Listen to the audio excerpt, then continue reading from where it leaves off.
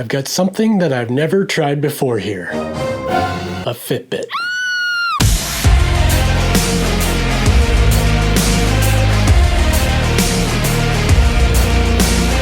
Hey everybody, welcome back to my channel. My name is Dave Dillon with ChaseTheSummit.com, and today we're going to be taking a look at the Fitbit Charge 4. The Fitbit Charge 4 launched a few days ago. I got my hands on it on day one, so I'm pretty excited to talk about it today. This is way outside the realm of what I usually review on my channel, but I noticed that Fitbit made a major change to the Charge series of watches that made me want to take a look at it. This could be a budget-friendly, viable option for a lot of you out there. But before we get into it, make sure you subscribe down below and give me a thumbs up if you thought this was a helpful video. I really appreciate that, and go check out the link in the description to pick up a sweet hat like this one. What makes the Fitbit Charge 4 different? Let's get into that. So previously there was the Fitbit Charge 1, 2, and 3, and originally all of those Fitbit Charge devices relied completely on your cell phone to get a GPS position. And who the heck wants that? I don't want to have to carry around my cell phone every time I want to use my GPS wallet. Not only that, but a cell phone doesn't really have the best GPS accuracy, especially if you've got it in a back pocket or in your pants or whatever. And that is where Fitbit has made a major change with the Fitbit Charge 4. The Charge 4 features full-fledged GPS built right into the device itself. That's a huge deal for me, and that's a big reason why it's being featured on my channel today. As far as the design of the Fitbit Charge 4, it looks almost exactly like the Charge 3. It's got a polycarbonate plastic housing, it's got a Gorilla Glass screen, and an OLED display that has a 160 by 100 resolution. The screen is touch enabled, and there is actually a button around the side here that is also touch enabled. It's not a physical button, but does provide a little bit of haptic feedback to let you know that you pressed it. This is good and bad in my opinion. Now the touch features do work great in like a smartwatch capacity when you're reading a text message or an email, but in my opinion, the buttons that you see on other watches are far superior when you're running or jogging or swimming or whatever, and you want to be able to interface with your watch. I find it really fiddly to have to swipe around on the screen while you're running, or your hands get wet and the touches aren't received. You can certainly get by with this touch functionality, but your mileage might vary. Maybe you love this sort of thing, I don't know. Around the back of the watch, we've got a heart rate sensor along with an SpO2 sensor. Another nice feature about the Fitbit Charge 4 is that it's actually waterproof down to 50 meters. So you can go swimming in your pool, and you can also shower with it regularly without worrying about it. Inside the box, you've got a couple of accessories. You've got the included clip-on charging cradle, and you've also got two different watch bands, which is pretty nice to see. Not a lot of manufacturers do this. They include a small medium and a medium large strap right in the box, and it is super easy to take off these bands. You simply press a button and it pops right off and pops back on. I really like this design. As far as connectivity goes, the Fitbit Charge 4 features an altimeter, that GPS that I've already mentioned, an accelerometer to pick up your step count, the heart rate sensor on the back, along with an SpO2 sensor on the back, and of course Bluetooth to pair with your phone. Now to be fair, I've never set up a Fitbit device before, but I have to say this has to be the easiest setup process possible for any activity tracker. Simply take it out of the box, charge it up for a few minutes, put it on your wrist and turn it on. And from there, I was pretty surprised to see that my Galaxy S20 smartphone picked up the Fitbit Charge 4 automatically and asked me if I wanted to set it up. It walked me through the steps of going to the Google Play Store, installing the Fitbit app, and then from there, the Fitbit app took over for the rest of the setup process, which was super easy. The setup process basically asks you a handful of questions about your name, your email address, your physiological data like your height, your weight, your sex, all of that stuff. After that, there was a mandatory firmware update for the Fitbit Charge 4, which only took a couple of minutes,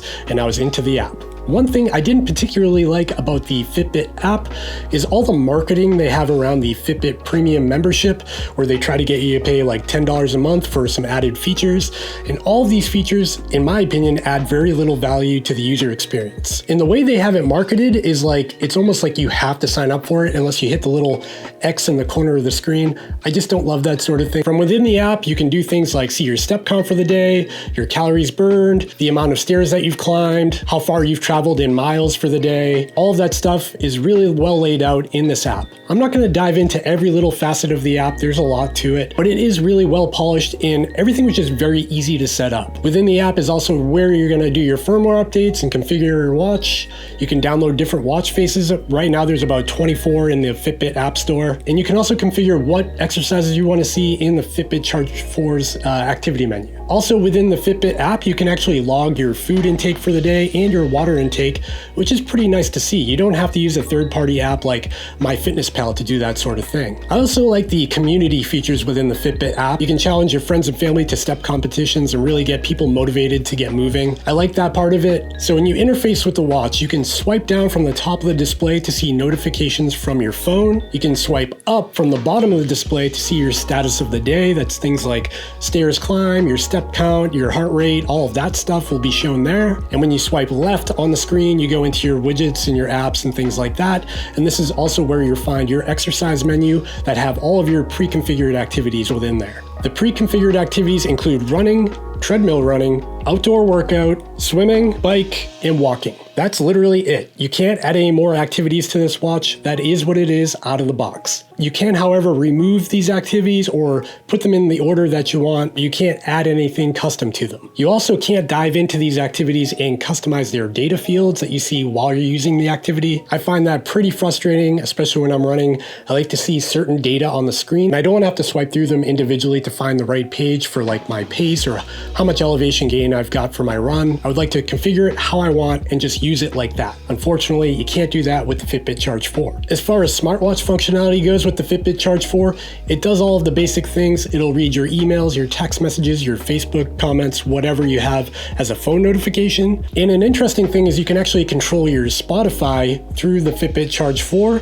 This is kind of weird though. Keep in mind, you're not going to be storing music on the Fitbit Charge 4. This is simply a remote control for the Spotify app on your smartphone. In my opinion, this is totally useless. I would see more value in something like a universal remote like Garmin does, where it works with any application to play, pause, or skip tracks. This Spotify remote that's on the Fitbit Charge 4 only works with Spotify, unfortunately. And in my opinion, I would rather just use my earbuds to tap to press play or double tap to skip tracks. I'm gonna have those in anyways if I'm playing music. I think the only benefit would be if I could store music on the watch, but again, you can't do that. This is only a remote control. There's no storage on the device. As far as battery life goes, the Fitbit Charge 4 features 7 days of battery life in smartwatch mode or 5 hours of GPS tracking. In my opinion, 5 hours of GPS tracking simply isn't enough. Even if you're not recording 5 hours in one shot, if you're someone who runs multiple days in a row, you're gonna find yourself charging almost every night of the week to keep up with that. So to get a baseline of performance on the Fitbit Charge 4, I've taken the watch out on a series of runs while also wearing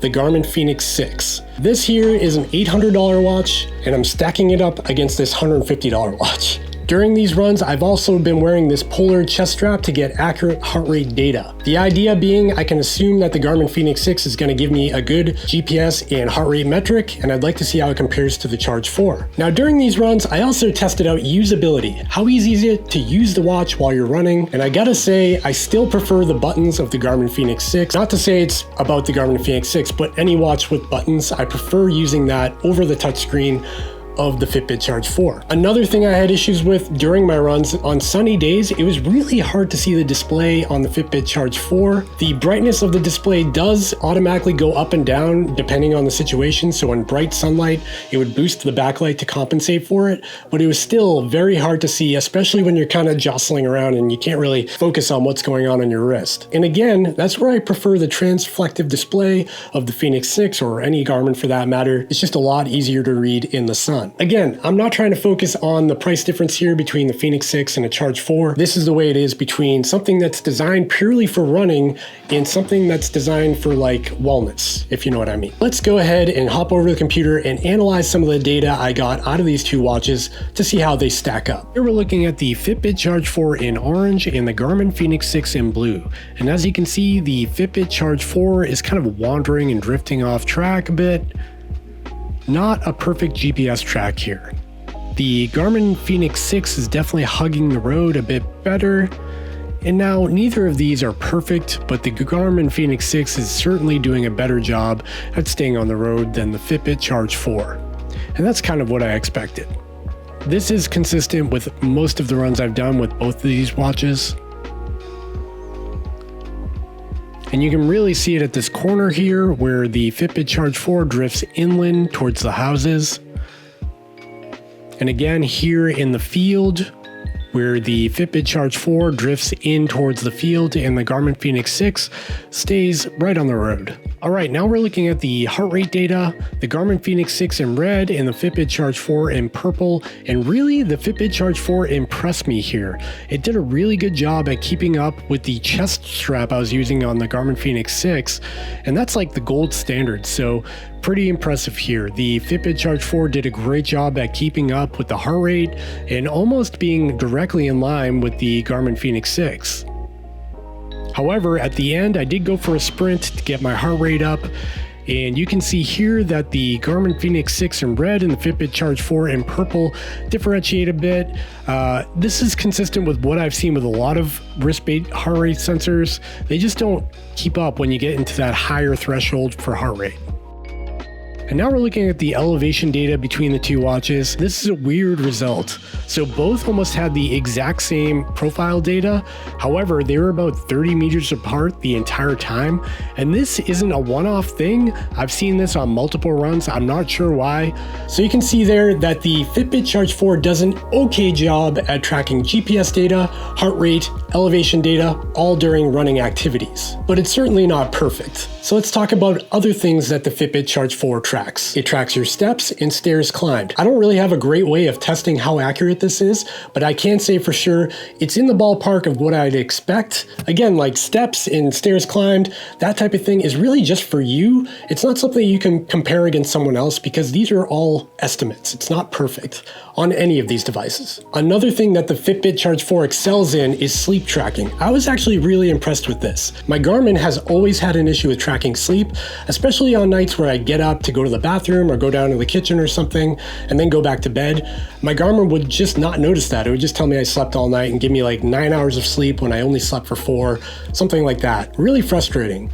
But the Charge 4 actually does pick up those little quibbles in when you're sleeping. I don't know if it's something with their algorithm, but I can say for certain that the Charge 4 has done a better job with tracking sleep in my personal life. All right, let's wrap this up. If I had to describe the Fitbit Charge 4 in one word, I would say easy. Easy to set up. It's easy to digest the data that it gives you. It's easy to navigate the menus. It's easy to use the phone app or the website. There's just so many things that are just inherently easy with using the Fitbit Charge 4. But it's not without its quirks. I don't love the functionality with the touchscreen and the back button. I don't love how washed out the OLED display gets in direct sunlight. I don't love that I can't add custom activities to the activity menu. I don't love that I can't customize each activity individually to tell me the data I want to see. I don't love that I can't pair any external sensors to it, like a heart rate strap or whatever. And finally, I just don't love the battery life. 5 hours of GPS battery is just not enough for me. At the end of the day, the Fitbit Charge 4 is not a running watch. I think we all know that though, right? Fitbit is not marketing this thing towards hardcore runners, and that makes sense.